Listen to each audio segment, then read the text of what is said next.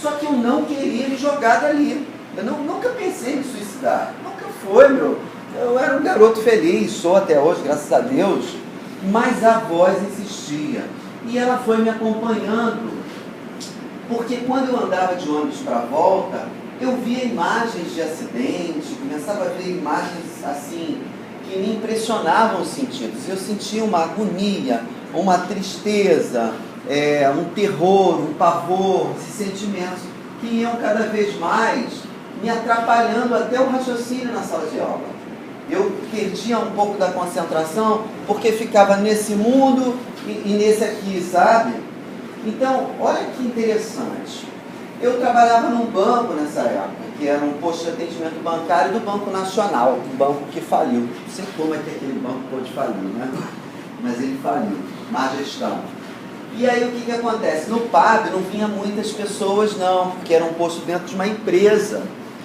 Acontece que um moço entrou, não tinha ninguém no banco, e eu estava sozinho, ele falou, rapaz, me dá sua mão aqui. Aí quando ele pegou, me dá sua mão. Quando ele pegou a minha mão, as duas mãos, ele olhou para mim e fez assim, falei, cara, será que eu estou sendo assediado sexualmente?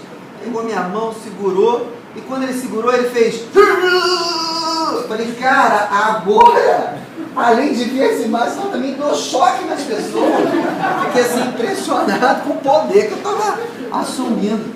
E ele fez assim, eu não sabia o que era aquilo, era materialista, né? Aquela coisa do PD inicialmente, ele estudava o marxismo, o leninismo, o trotskismo, estava todo envenenado com aquilo ali.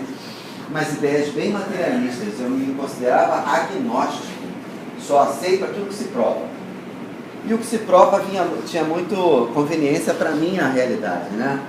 E quando ele fez aquilo tudo, e eu fiquei esperando, querendo tirar a mão e não conseguia, porque o choque ali cola as pessoas, né? A eletricidade cola. E aí ele soltou minha mão e eu fiquei olhando para ele, o que ele vai dizer, o que ele vai dizer, o que ele vai dizer.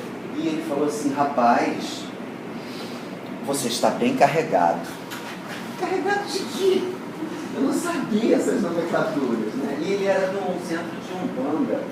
E a Umbanda tem essas coisas assim mais de gesto, é mais gestual a Umbanda, né? As pessoas fazem mais, tem mais assim, como é que eu vou dizer? Comportamentos estereotipados, né? Pela própria maneira de se portar essa religião. E aí ele falou, você precisa ir para um lugar. Eu não sabia para onde eu ia, de verdade eu não sabia, mas procurei um médico psiquiatra e ele me indicou um tal de um remédio chamado Stress Tabs. Stress Tabs é um polivitamínico, não é remédio psiquiátrico. Mas os neurologistas, psiquiatras, eles acreditam que a maioria, quando é inicial, né, das doenças de cunho psicológico é por falta de nutrientes cerebrais. Eu tomei aquele troço e não adiantou muito não. Eu sei que eu tive que parar num centro espírita e o centro que eu fui visitar pela primeira vez era Leon Denis. Alguém conhece Leon Denis? Da maioria, né? Quando eu cheguei lá, sentei, não conhecia nada de espiritismo e de repente as luzes se apagaram. Quando eu estava próximo do passe, aquilo começou a me amedrontar e eu saí quase que correndo da cadeira e um médium fez assim, você vai aonde? Aí eu falei, pô, agora eu fiquei preso nesse negócio, eu quero me livrar disso, porque eu fiquei em pânico. Eu não sei se algumas pessoas que aqui estão aqui já passaram por isso. A gente entra na casa espírita e fica assim meio desconfiado e parece que acontecem algumas coisas que incomodam a gente tem vontade de ir embora da casa, entendeu? Talvez seja um socorro que está chegando e você, às vezes obsediado, por sugestão do seu amigo, né, que quer te prejudicar, fala, vai embora daqui que eles vão prejudicar a gente. E eu sei que eu comecei a frequentar o centro, acreditando que a coisa ia melhorar, porque quando tu vai ao centro, fala, bom, agora eu vou ser curado, né? O altivo Pampiro, né, pediu para eu passar por um passe de cura numa sala, e eu, quando fui na passe de cura, eu escutei mais vozes ainda, ou seja, a coisa piorou. Eu estava num momento de eclosão mediúnica. E quando eu entrei no centro espírita achando que ia melhorar, piorou o negócio. E aí, a primeira vontade que você tem é assim, eu vou sair daqui, porque isso que nós estamos fazendo é mal, não está fazendo bem. Mas eu fui insistente, fui estudando, e aí, na medida que eu fui estudando, eu fui sentindo outras sensações boas também. Aí eu fiquei meio misturado. Engraçado, leio o Evangelho e eu sinto coisa boa, e em momentos diferenciados sinto coisa ruim. E isso foi se tornando uma constante ao ponto de eu conseguir, com o tempo, aumentar as sensações boas e diminuir as sensações ruins. Mediunidade é maravilhoso, é um recurso, é um instrumento, é uma enxada que você vai usar para arar, sabe, o seu território, pessoal. E aí, se você aprende a usar esse negócio, cara, a quantidade de sensações e alegria que você tem na vida, ela não tem preço. Porque mediunidade é um recurso divino, mas ele também é corrigenda, tá certo? Então foi assim a minha história. A mediunidade, não tem problema, a mediunidade me levou ao centro espírita. Foi a dor que me levou ao centro espírita. Acho que de outra maneira eu não conseguiria estar na posição que eu estou. Mais importante disso tudo, para as pessoas que estão começando e querem entender um pouco de mediunidade, é saber que no kardecismo eles dividem um corpo em 3 partes, né?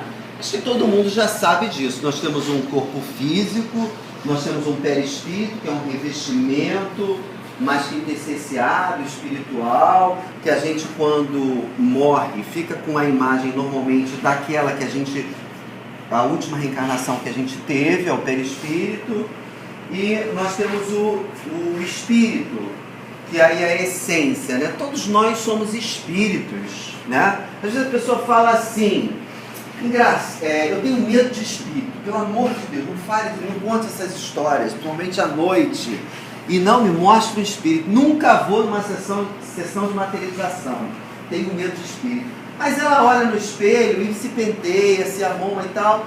Eu me pergunto como ela não tem medo dela mesmo, porque ela é um espírito. As pessoas são espíritos encarnados. Quando eles estão fora do corpo, ou desencarnados, eles são espíritos. Quando estão no corpo, é um espírito, alma dentro do corpo. Quando eles estão no corpo é alma, quando estão fora do corpo é espírito. Mas todos nós, pelo menos nesse estágio que nós nos encontramos, temos esse revestimento chamado perispírito. Assim é a ideia kardecista. Mas o que eu acho interessante é que a gente não pode se prender só por um modelo de análise, principalmente quem quer trabalhar com mediunidade, quer trabalhar com cura. Um autor muito interessante que eu li, que eu achei, que me explicou algumas coisas que eu não entendia, foi o Zé Lacerda, que é um médico e que ele começou um trabalho chamado apometria. Não vou entrar em detalhes não, mas eu achei interessante os corpos. Olha quantos corpos nós temos espirituais, segundo a visão da apometria do Carlos Lacerda. Porque se o Espiritismo diz que tem 3 corpos, beleza, me explicou o José Lacerda. Me explicou o início para que eu possa entender a questão da morte física. Mas aqui eu já consigo estabelecer algumas ligações com mediunidade de verdade, sabe? Então é um homem setenário, né? Que tem um quaternário inferior, composto de 3 corpos, corpo físico, duplo etérico, corpo astral, e mental inferior, e o ternário superior, que é o mental superior, búdico, Atman. Vou dividir essa palestra em 2, porque eu vou querer que o meu amigo João Luiz fale muito assim, que ele tem um trabalho já de muito tempo com o Espiritismo, e ele tem uma prática ao lidar com pessoas que têm desajustes na área mediúnica. Então, a segunda parte vai ser assim, eu acho que muito esse lado, né? O seu João tem essa prática aí. Então eu vou dar alguns conceitos aqui que vão ajudar a gente a entender um pouco da questão mediúnica, tá certo? Olha só, corpo físico, é esse corpo que a gente tem. Todo mundo que reencarna ganha um corpo físico. Normalmente esse corpo é planejado no plano espiritual. os mentores espirituais, as pessoas que são técnicos desse setor de fabricação de corpos lá, já constrói um corpo assim, do jeitinho que a gente precisa. Às vezes a pessoa olha no espelho e fala, nossa, como eu sou feia. Mas é o corpo do jeitinho que você precisa. O outro fala, olha, sou bonito, sou lindo, sou maravilhoso. É o corpo do jeitinho que você precisa. Porque o corpo é fabricado para você cumprir algumas tarefas aqui. Passar por algumas provas, ter algumas missões a executar. Tá certo? Mas é no corpo que todas as doenças aparecem. É no corpo que os desequilíbrios mentais aparecem. O corpo é como se fosse uma esponja que no decorrer das reencarnações vai absorvendo tudo que você faz na Terra e vai colocando lá no perispírito. Mas também o perispírito vai colocando no corpo aquilo que ele quer expurgar. Então é uma troca, perispírito-corpo. O duplo etérico é um corpo que faz a ligação entre o corpo físico e o perispírito. Se você não tivesse duplo etérico, você não conseguiria ligar o perispírito com o corpo físico. Ele é como se fosse uma cola e dele sai um exudato chamado ectoplasma. Eu faço acupuntura e ninguém me ensinou isso não, mas eu percebi que o chi que corre no corpo das pessoas, dentro dos meridianos, que são linhas de energia, que encapsulam a pessoa como se fosse um amarrado. Se eu tirasse a linha de energia e puxasse como se novelo de lã, toda a matéria caía. Porque é esse complexo energético em forma de um amarrado, e a gente chama isso de meridianos, é que confere a você essa estabilidade física, você fica em pé. Se alguma linha daquela ali estiver defeituosa, com excesso de energia ou com deficiência, você vai adoecer em algum órgão, em alguma víscera, em alguma parte do seu corpo. E o duplo etérico é esse corpo que faz com que haja uma circulação de energias. Deixa eu voltar aqui. Uma circulação de energias. Quando a gente morre, desencarna, a gente perde o duplo etérico, porque ele só serve para isso, ligar o perispírito ao corpo físico. E a gente morre, sai aquela fumacinha do cemitério, né? Nos filmes de terror a gente vê aquelas fumacinhas e tal, que é o ectoplasma, isso serve para nada. Mas os vampiros adoram o ectoplasma, porque ele está cheio, ele está carregado dos nossos vícios. Quem é fumante tem um ectoplasma bem recheado de nicotina. Quem gosta de sexo, é um sexólatra, está com um ectoplasma bem recheado dessas sensações, dessas ideias. E aí os vampiros falam, opa, um ectoplasma cheio de nicotina para devorar. Aí eles vão e vampirizam a pessoa viva ou depois de morta, porque ele se perde. Tem um tempo também, né? Acho que em algumas horas o ectoplasma desaparece, né? O corpo astral já é o próprio perispírito, que dá conformidade ao MOB, né? Modelo organizador biológico. É o perispírito. Normalmente a gente, quando desencarna, guarda a semelhança daquela imagem que a gente foi na Terra. Mas alguns espíritos mais evoluídos conseguem plasmar o perispírito da maneira que quer. O Emmanuel, por exemplo, escolheu ser Públio Lentulus, que era o senador romano. Mas a última reencarnação dele, se não me engano, foi jesuíta, né? Que foi a reencarnação no Brasil. Padre Manuel da Nóbrega. Brasil, pátria do mundo. Responsável pela escola do Brasil. Responsável pela escola. Criam a escola do Brasil. Como é que é o nome do livro? Brasil, Coração do Mundo, Pátria do Evangelho. Então, ele resolveu guardar a semelhança perispiritual de uma reencarnação muito lá atrás, né? Na época que ele inclusive encontra com Jesus, né? Ele é o livro... Como é que é o nome do livro? Há 2.000 anos. Aí vai ver essa história dele, ele guarda essa semelhança. Mental inferior já é um outro corpo que a gente tem ligado aos cinco sentidos, às sensações humanas. É um corpo muito ligado às viciações. Até aí você está na parte baixa do teu ser, sabe? Mental superior é um corpo lógico, é um corpo matemático, é o raciocínio assim que a gente faz, bem matemático, tá? Já o mental superior já é mais criativo, já está mais assim responsável pelas ideias abstratas, o raciocínio filosófico, né? A maneira que você tem de construir algum planejamento mais elaborado, que é o mental superior, tudo corpo espiritual, tá certo? E a gente tem o corpo búdico, que é o corpo que traz as experiências de outras reencarnações. Alguns médios conseguem ter acesso ao corpo búdico de outra pessoa, né? Num ato de clarividência. Então ela olha assim, num transe, ela consegue penetrar e ver mais ou menos algumas cenas de reencarnações passadas daquela pessoa. E a gente mesmo pode também ter um fenômeno de desdobramento, onde a gente consegue entrar dentro do nosso corpo búdico e ver o que está acontecendo, até atos de reminiscência.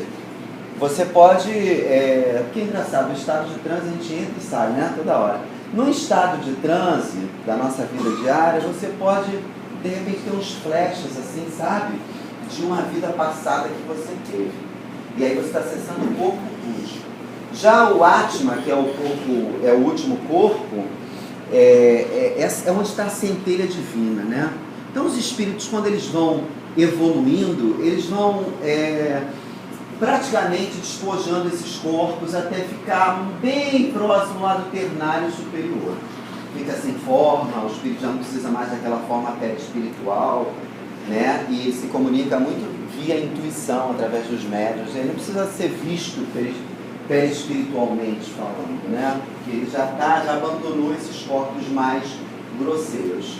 E eu achei interessante falar sobre isso, porque de alguma forma isso tem relação com a mediunidade, com as novas ciências que estão surgindo. Hoje a gente tem a acupuntura, a gente tem o Qigong como forma terapêutica de atuar, a gente tem a homeopatia, a gente tem o florais de bar, tudo ciência nova que está surgindo, que se utiliza desses conhecimentos, atuando nos corpos sutis. Porque a medicina ocidental, ela atua no corpo grosseiro, ela age através de alopatia, que é um remédio que bioquimicamente entra em contato com as suas células e faz essas mudanças via fisiologia humana, ou ela age através de cirurgia. É a medicina hoje ocidental. Mas eu vou falar uma coisa para vocês, no mundo de regeneração, a nossa medicina vai mudar. Tanto o aspecto diagnóstico, que vai ser muito assim do olho do médico, ele vai olhar e vai ver coisas, porque os médicos do futuro vão ser todos médiums. Os médicos do futuro vão ser todos médiums. E aí os aparelhos vão ficar meio que obsoletos. E eles vão usar esse tipo de ciência para tratar, esse tipo de recurso para tratar. Um floral de bar, homeopatia, acupuntura, hipnose, sabe? Vai ser uma medicina show de bola. O que é mediunidade? Faculdade inerente ao homem, não constitui privilégio, todos são mais ou menos médios. A pessoa fala assim, não sou médium. Você é médium. Talvez não seja um médium tão ostensivo, mas de alguma forma você sente a presença dos espíritos. Ainda não sabe, mas você um dia pode saber. Um dia você pode identificar alguma coisa. Obras póstumas Allan Kardec. O que é mediunidade? Mediunidade é um conjunto de faculdades que permite ao ser humano comunicar-se com o mundo invisível. Aí tudo extraído de livros da área espírita, né? Espíritos e médios, Leon Denis. O que é a mediunidade? Uma faculdade natural. Ela é biológica, ela é fisiológica. Todos nós temos. Faz parte, além dos 5 sentidos, ter o 6º sentido. Então, é uma faculdade natural, peculiar a todos, em maior ou menor grau de exteriorização. André Luiz, livro de libertação. Martins Peralva. O que é mediunidade? Mediunidade. Somos todos mais ou menos médios por efeito de sintonia. E essa é interessante, né? Que a pessoa fala, mediunidade só me traz coisa ruim. Mas não é ela em si que te traz coisas ruins. É você, que você sintoniza, você é um rádio. E aí, como você ainda não tem educação evangélica, por isso que tem que ir ao centro espírita, sabe? Tem que ir, é obrigado aí, não tem jeito. Ou em algum lugar que você tenha educação evangélica e possa se melhorar, fazer reforma íntima, porque aí você vai sintonizar o teu rádio numa estação onde espíritos superiores vão se comunicar com você, vão trocar ideias com você. E aí por isso que eu falo, a mediunidade é uma bênção, cara, porque ela te dá um tesouro que nenhum dinheiro do mundo é capaz de comprar, porque é a paz de espírito, é a felicidade. Todos aqui, eu tenho certeza, não querem dinheiro, não querem fama. No final, o que todos nós queremos é ser felizes, só isso. Mas as pessoas erram, falam, não, dinheiro, não, é poder, não, é uma família. Tudo isso faz parte, mas no fundo, o que você quer é ser feliz. Eu garanto a vocês que se vocês se desenvolverem mediunicamente, começarem a trabalhar a sintonia do rádio e captar dos espíritos superiores esse sentimento que eles têm, cara, a sensação de felicidade é fantástica, é um êxtase, entendeu? Em todos os tempos houve médios no Egito, Israel, em Roma, na Grécia. Isso não é coisa de agora, isso é coisa desde o início, é um recurso que Deus deu pra gente para ver esse intercâmbio, o plano espiritual e o plano físico, tá certo? Eu ia perguntar, acabei botando. Qual é o meio de constatar a existência da faculdade mediúnica em alguém? Como é que você sabe que alguém é médium? Como é que você sabe? Se leram ali, vão falar, né? Mas como é que você sabe que alguém é médium? Ah, fulano é médium. Como é que faz? Fala. Olha, eu descobri que a minha mediunidade, umas semanas atrás, é extremamente descontrolada. Eu sempre sofri Nossa, de esquizofrenia desde criança, por questões meramente reencarnatórias. Eu fui um monstro em reencarnação. E por causa disso, antes de conhecer a doutrina espírita, eu vivia num estado esquizofrênico horroroso. Mas você acabou de falar sobre o rádio. Acontece o seguinte. Chegou uma quinta-feira passada, e o pessoal do centro já tinha me avisado muitas vezes. Eu criei uma sintonia tão ruim, certo? Vendo um filme na televisão extremamente violento, que eu sofri de uma obsessão espiritual terrível. Eu tenho esse mal na minha vida, sofro de obsessão. Porque em vidas anteriores eu fui um monstro que causei mal a muita gente. Certo. Então, depois dessa situação horrorosa que aconteceu, que já havia acontecido comigo várias vezes, eu tomei a decisão de, a partir de agora, eu já tinha abandonado meus vícios, os vícios que me levavam a essa situação de ver filme pornográfico na TV por assinatura, de ver filme violento, certo? Aí eu tomei a decisão de nunca mais cair em tentação. O que quer dizer cair em tentação? Sexta-feira eu disse para mim mesmo, pronto, chega, acabou. Quando eu estava vendo a televisão, eu não peguei no controle de maneira nenhuma para ver nenhum canal de filme que eu sabia que era violento. Qual o seu nome? Anderson. E naquele dia, certo? Por mais que eu fosse influenciado para um estado obsessivo, certo? Que me fazia muito mal, porque a questão da obsessão espiritual na minha vida é séria. Eu ouço vozes, certo? Vejo imagens, isso é questão de mediunidade. Por mais que aquela obsessão espiritual estivesse incomodando a minha vida. Anderson, certo? você tem uma mediunidade mais ostensiva, mas você não é diferente de nenhum de nós aqui. Quem é que não foi um monstro em vida passada? Essa aqui. Tem alguém santo aqui? Quem é que não foi? Se a gente está na Terra reencarnado, a gente foi. Quem é que assistindo... Não caiu em tentação. Não caiu em tentação em algum momento da vida. Tanto presente como passado. Todos nós. Só que a gente está num momento de reeducar esse negócio. A gente está num momento aqui agora de reconhecer os nossos erros do passado e tomarmos decisões. Somos os trabalhadores da última hora aqui. Vocês não estão aqui no centro à toa, não. Eu não estou falando aqui também à toa, não.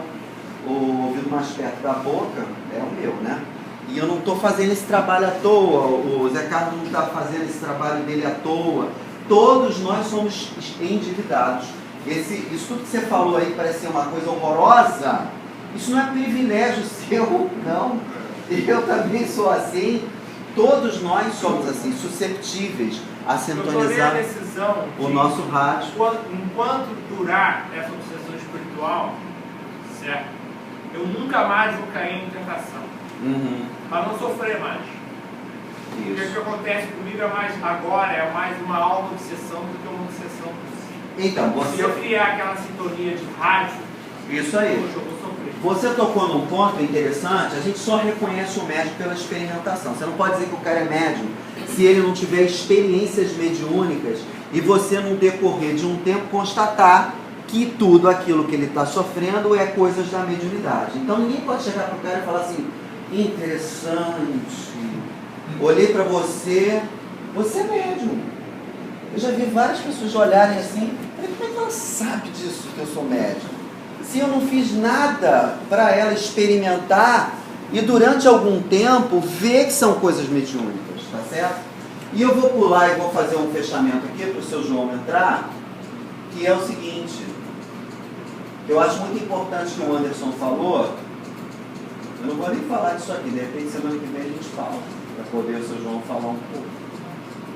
Animismo e mediunismo. O animismo é uma capacidade que você tem de adentrar o plano espiritual, olhar o que está acontecendo, sentir o que está acontecendo, perceber o que está acontecendo e voltar para o corpo com essas impressões. Um desdobramento é um fenômeno anímico. Só quando projeta, faz projeções, é um fenômeno anímico. Ela, o espírito dela vai lá e olha. Mas as reminiscências é um fenômeno da tua alma. Ele é anímico. Tudo que envolve o espiritual e é teu é animismo. Então algumas pessoas às vezes entram em estado de transe e aí desarquivam uma subpersonalidade, uma personalidade múltipla, vira um médico e não é nada influência espiritual. É o médico que ela foi numa vida passada, que ela desarquiva e vira o médico. Então isso é fenômeno anímico. E o fenômeno mediúnico? O fenômeno mediúnico é quando você se põe em comunicação com o espírito, ouvindo dele de alguma forma, verbalmente, pelo pensamento, pelas sensações, alguma história que ele te conta. E você traz esse conhecimento de lá para cá, via espírito. O médium é um intermediário de uma comunicação de um espírito. Tudo que você traz do espírito do outro lado, né? Você está fazendo uma intermediação dessa relação. Então você é médium. Mas tudo que está dentro de você, ou tudo que você vê espiritualmente e volta sem comunicação mediúnica, é animismo. Só que se você sai do corpo em desdobramento, e você, em desdobramento, vê o plano espiritual, que é anímico, e se põe em contato com o espírito, traz informação dele, quando você volta para o corpo, você tem um fenômeno medianímico, que tem as duas coisas misturadas. Agora, eu vou falar uma coisa para você. Todas essas manifestações que a gente fala que são mediúnicas, que você tem, eu tenho, todo mundo tem, elas são medianímicas. Uma parte é produto das suas próprias elucubrações, dos seus pensamentos, que aí o espírito sente um cheiro, ou seja, você sente um cheiro, sente um aroma, sente uma energia e fala, opa, tem alguém ali pensando exatamente como eu quero me juntar a ele. Aí você tem a obsessão espiritual, tá certo? Então os fenômenos são muito medianímicos. No futuro, os fenômenos vão parar de ser tão mediúnicos assim, aquela coisa da incorporação, que você perde o sentido, e o espírito assume o teu corpo, e todos eles vão ser fenômenos medianímicos. Você vai ter uma parcela sua, você vai ter a sensibilidade de perceber a presença, conversar um pouquinho, dizer sim ou não para o espírito, traz o conteúdo, filtra e joga para fora. Tá bom? Eu vou chamar aqui o meu amigo, o João Luiz, para fazer uma finalização. Fique à vontade para você achar o que é interessante. Queria uma salva de palmas para o meu amigo aqui. Eu não trouxe música, mas quando ele fala é como se fosse música. Amiga, vai aqui, se você quiser, ou não, você fica à vontade. pessoal do dia, sempre é um prazer estar aqui nessa casa, tá? Rever os amigos, e aqui foi que tive a oportunidade de fazer um estágio com o Consuane, um amigo indiano, né, provavelmente de velhos tempos, de belos dias, né? Então, como o assunto da mediunidade é um assunto tão importante, né, e tão promissor para nós, né, que nós conversamos sempre, eu, Narciso, Raul, o quanto isso nos chama a atenção da importância da mediunidade e do desconhecimento que temos ainda sobre essa questão tão importante para nós. E que nós, como não damos atenção a nós mesmos, né? Porque quando a gente começa a se amar, quando a gente começa a se olhar mais, a gente começa a ver a mediunidade não como uma coisa religiosa nem mística, que aí é que está todo o processo e a dificuldade pela qual nós sentimos na pele, né? Porque mediunidade é fisiológica, né? É genético, né? Como diz o Sérgio Felipe, é adrenérgico, né? E isso faz com que a gente passe, né, um tempo da nossa vida sofrendo desnecessariamente. E às vezes a gente diz assim, a gente ouve pessoas dizendo que é importante sofrer. Não é importante sofrer, ninguém gosta de sofrer, sofrer não é bom. Não é? Sofrer não é bom. Agora, o que eu preciso fazer para não sofrer é uma outra história. Né? Eu me lembro, Tarcísio estava falando lá do passado dele, eu me lembro eu tinha 19 anos, estava ainda na vida militar, e eu tinha uma irmã que tinha uma mediunidade assim, muito ostensiva, ela atendia pessoas em casa, né? E curava aquelas pessoas. O que era interessante, que por falta de conhecimento, né?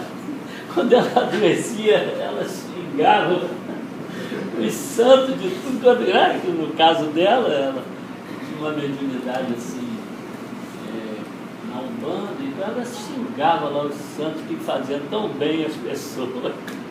Eu achava, e naquela época eu não tinha conhecimento nenhum. E ela me levava, às vezes, num centro de candomblé, que eu gostava de ir, porque tinha uma vovó lá, a vovó Maria Punga, eu adorava aquela vovó, né? E eu ia uma vez ou outra, jovem, eu estava querendo namorar, fazer farra, passear, não estava nem ali para essas coisas. Mas gostava de ir, pelo menos uma vez no ano eu ia lá falar com a vovó. E eu notava o seguinte, que quando eu sentava lá para conversar com a vovó, ela mudava a linguagem, ela não falava daquele negócio de MC, não sei o que, não falava assim não, ela vinha numa linguagem até bem erudita, né? E ela disse uma vez para mim assim, filho, ou meu filho,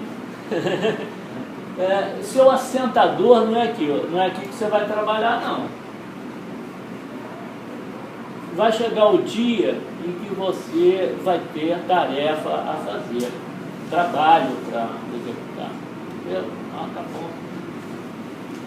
E ela disse assim para mim assim, olha, estava no período de carnaval eu gostava de brincar carnaval e era louco mesmo, né? Brincando carnaval. Então, ela falou, meu filho, eu vou pedir você para fazer alguma coisa, né? Para te dar segurança. Esse período é um período muito perigoso e tal, né?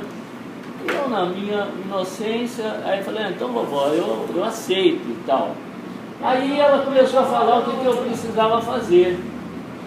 Aí alguma coisa dentro de mim disse assim, olha vovó, eu gosto muito da senhora, mas isso eu não faço. Eu não vou dizer aqui o que ela mandou eu fazer, né? Mas era alguma coisa que mexia nas minhas entranhas, aquilo eu não admitia, né? E com todo o carinho que eu tinha pelo aquele espírito, que ele aqui me revelou, que ele tinha sido um médico numa determinada oportunidade, e que ele estava ali fazendo aquela tarefa, né, como uma vovó, para desenvolver a humildade. E eu tinha esse maior carinho e respeito, assim, não, mas isso eu não vou fazer. Aí o Espírito disse assim para mim: poxa, meu filho, tudo bem, sem problema, você não precisa ficar preocupado com o que eu estou pedindo você fazer, não precisa fazer. Aí eu falei: tá bom, vovó. E aí daí eu desapareci, nunca mais fui lá, não por causa da vovó, mas houve muita coisa então na minha vida. E aos 33 anos eu comecei a minha tarefa espiritual, passando por essas supostas dificuldades, que não são dificuldades, né? E aí, o primeiro espírito que começou a se manifestar comigo foi um padre, né? E esse padre, ele me colocava na casa espírita que eu comecei a frequentar, porque eu fui pela dor, né? Porque aí a gente diz assim: a dor do filho, né? O meu filho começou a apresentar algumas dificuldades, que naquela época a gente ficava, né, apavorado com as dificuldades, dentro dessa área da psiquiatria, e que já naquela época das dificuldades dele, aquilo me levou para o centro espírita. Então eu não fui por amor, mas a doença do meu filho, não, eu fui pela dor, né? Porque eu precisava ir também, né? E o espírito que me atendeu lá nessa instituição, ele foi bem claro comigo: disse: olha, eu preciso que você dê uma educação espírita para esse menino. Se ele não tiver uma educação espírita, a gente leva, porque ele não vai poder ficar encarnado sem as informações que ele precisa ter. Olha, veja só uma coisa, tá? Se você não der a informação espírita para esse menino, a gente leva, porque ele não pode ficar. Porque se você não fizer, você e a sua esposa, vocês não vão aguentar com ele, vocês não vão ter capacidade de suportá-lo. E o Tarcísio é testemunha que viu muitas coisas do que eu passei, mesmo dando a formação espírita, evangelho no lar, informação, conhecimento de mediunidade, tudo isso eu dei. A gente hoje estava até falando, né, que aquele menino que passou pela psiquiatria, que tomava medicação, né, que ainda toma, hoje já está se dispondo a fazer palestra. Não é? Então, veja só, imagina, e naquela ocasião, porque eu comecei a estudar, né, e adentrei mesmo a doutrina, porque eu precisava conhecer, eu sempre falava para ele: você não é doente, você não é louco. No livro dos Espíritos, no capítulo sobre loucura, diz que não existe loucura. O sujeito não é louco, né? Ele está, né, louco, como às vezes a gente fica. Às vezes a gente, né, fica louco, né, de série de coisas. Então, veja só como é que o processo mediúnico, né, é importante que a gente tenha esse conhecimento, porque se você não tem conhecimento, o que é que você vai buscar? Você acha que milagre existe? Que você vai sair de uma situação se não for com as suas próprias pernas? Isso não existe. Tá? Os espíritos que dirigem aqui, né, eles estão constantemente informando-nos, né, que nós precisamos fazer aquilo que Jesus ensinou. O que é? Que brilha a vossa luz. Levanta-te e ande. Faça a tua parte. Às vezes, quando eu ouço alguém falar sobre obsessão, e chega lá na nossa instituição pessoas totalmente desequilibradas, né? E pessoas, às vezes, até com certo já conhecimento e passa pela casa espírita, está ali, toma passe, mas elas entram e nós estamos preocupados com isso. Por isso, a semana que vem nós vamos falar sobre o ódio e o suicídio, que é um capítulo do Homem Integral, da Joana de Ângeles, né? E que fala sobre a questão dos mitos, tanto do mito de Prometeu, como o mito de Adão e Eva. E veja só, essa falta de informação que nós temos nos leva ao desequilíbrio. Aí o indivíduo diz assim, mas eu tenho um obsessor, mas tem um espírito que me persegue. Isso não existe, gente. O obsessor é meu irmão, é meu amigo, eu preciso amá-lo. Quem levou o Divaldo da situação que se encontra hoje foi o Máscara, que foi amigo dele. O obsessor é nosso instrutor. É ele que supostamente nos agride? Não. Quer ver um exemplo? Por exemplo, eu sou um ator famoso, vamos pegar Tony Ramos, né? Você bota ele para fazer um papel, eu estou citando Tony Ramos, que quase todo mundo conhece. Bota para fazer um papel, ele faz, né? Ele não vai ter dificuldade para fazer aquele papel. Aí eu preciso que o Tarcísio notifique alguma coisa. Aí eu, instrutor espiritual do Tarcísio, pego o Tony Ramos desencarnado, ou mesmo ele encarnado, né? A gente sabe que o espírito encarnado, ele pode influenciar, sair lá e influenciar o outro encarnado a fazer algumas coisas, isso é possível. O espírito encarnado pode dar manifestação num trabalho mediúnico, ele pode fazer isso. Tá?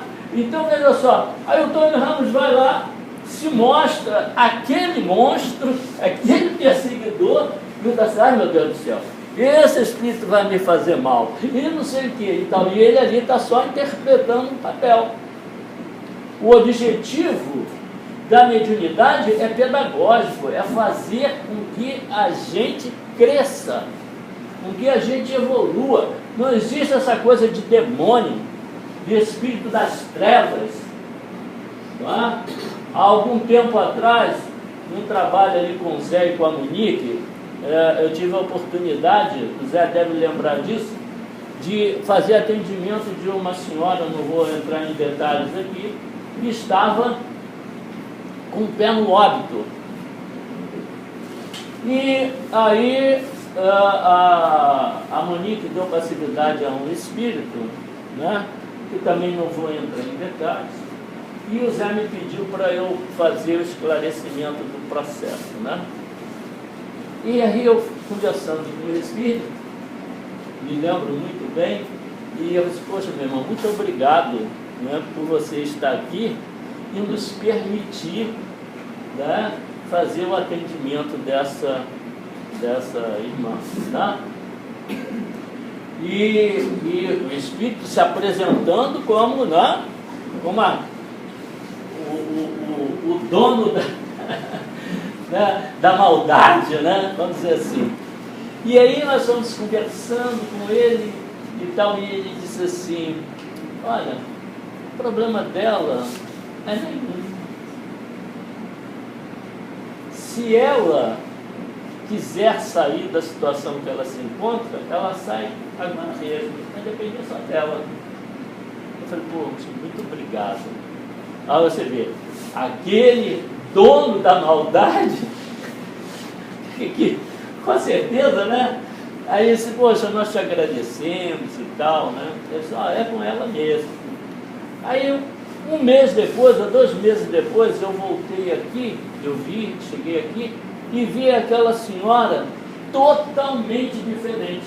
Aquela pessoa que estava com o pé no óbito, até a cor dela era totalmente diferente, porque quando você olhava para ela, uma expressão cadavérica, né? Aquela expressão de cadáver mesmo, amarelo, sem fluido, né? E ela ia mesmo para a sepultura. Agora, por que ela saiu? Porque ela quis sair. Né? O que diz a questão 909 do livro dos Espíritos? Fala sobre a força de vontade. Não, mas eu tenho que pensar aqui. Se a gente pode vencer as paixões, né? Não sei se está aqui nesse daqui. Mas alguém tem o livro dos Espíritos aí? A questão 909, Kardec pergunta aos Espíritos se a gente consegue vencer as paixões, os nossos vícios, né?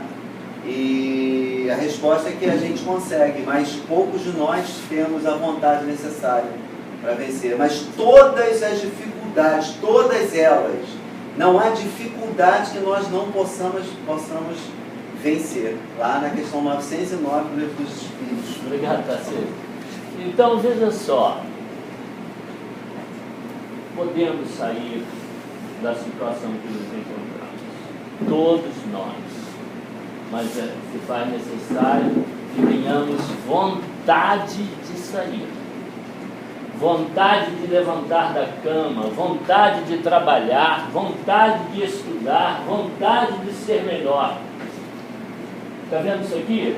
Isso aqui é um portal. Não é? Pode ser um portal dimensional. Eu posso sair de lá e vir para cá e posso voltar. Isso é um portal dimensional. O nosso lar, a nossa casa, né, o nosso lar, pode ser um lar ou pode ser uma casa. Uma casa é um lugar onde as pessoas não se entendem, não se ajudam, vivem em conflito. O lar é o espaço onde as pessoas se amam. Muito obrigado. Muito obrigado, Tarcísio. O lar é o lugar onde as pessoas se amam. Quando a gente entra em conflito, veja bem,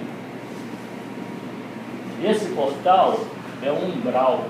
O umbral é um local, né, de conflito. Se eu estou em casa em conflito, a minha casa é um umbral. Porque o meu psiquismo, né, está doente. Eu estou pensando um monte de coisa que não seja o amor. E a gente, como ainda está em desequilíbrio, vive em desequilíbrio, a gente se permite uma série de coisas que a gente precisa ter vontade de sair. Tá? Como o senhor falou sobre a necessidade de não assistir mais determinados filmes. Né? Porque existe um outro canal para se sintonizar, ou até não sintonizar canal nenhum. Aproveitar o seu tempo para desenvolver outras habilidades mais saudáveis. Aqui a gente não está falando que a gente não deva fazer sexo é um pecado, nada disso. Não existe, não é isso. Tá? Mas a gente precisa ter uma vida normal, porque a gente tem um corpo físico, como o Tarcísio explicou.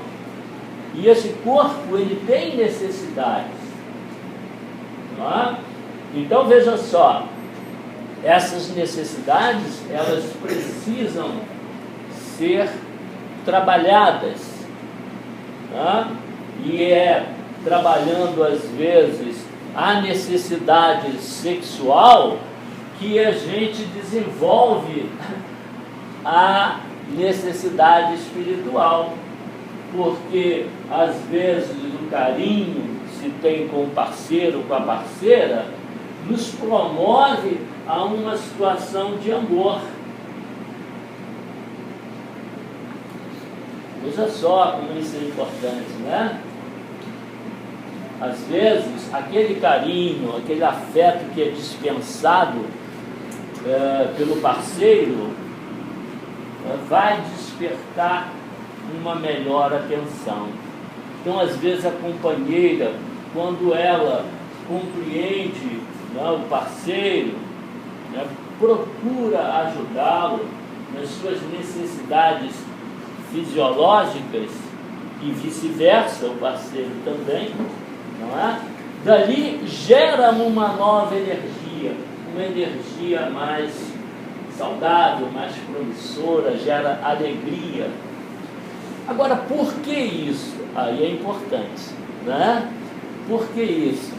Porque é no mundo físico que nós ascendemos, né, àquela condição de espírito mais elevado. Se não passarmos por aqui, a gente não desenvolve sentidos mais elevados. Por isso a gente precisa passar por aqui. Por isso a gente precisa abraçar uns aos outros, tanto fisicamente como psicologicamente. Precisamos estar de mãos dadas, vibrarmos positivamente para os nossos amigos, irmãos, vibrarmos para que o nosso planeta ele se torne um planeta melhor. E ele vai se tornar um planeta melhor com um trabalho. Essa casa funciona porque existem pessoas que trabalham. Senão, ela teria fechado a porta. Então é a dedicação, é o esforço que faz um espírito se elevar, alcançar uma situação mais elevada, é o esforço, é o trabalho que ele faz no seu dia a dia. É o amor que ele desenvolve pelos seus companheiros, pelos seus irmãos em humanidade.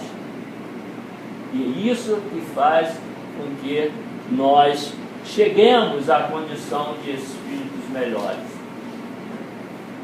Mediunidade não é doença, não é problema. Não existe espíritos maus. Existem espíritos ignorantes como nós. Precisamos sair da ignorância. E vai ser trabalhando, estudando, e nós vamos desenvolvendo a cada dia mais a humildade. E é muito difícil de se conquistar, né? Mas é só com trabalho, com estudo, com dedicação, com amor, né? Se alguém tiver alguma pergunta a fazer, por favor, tá? Para a gente encerrar.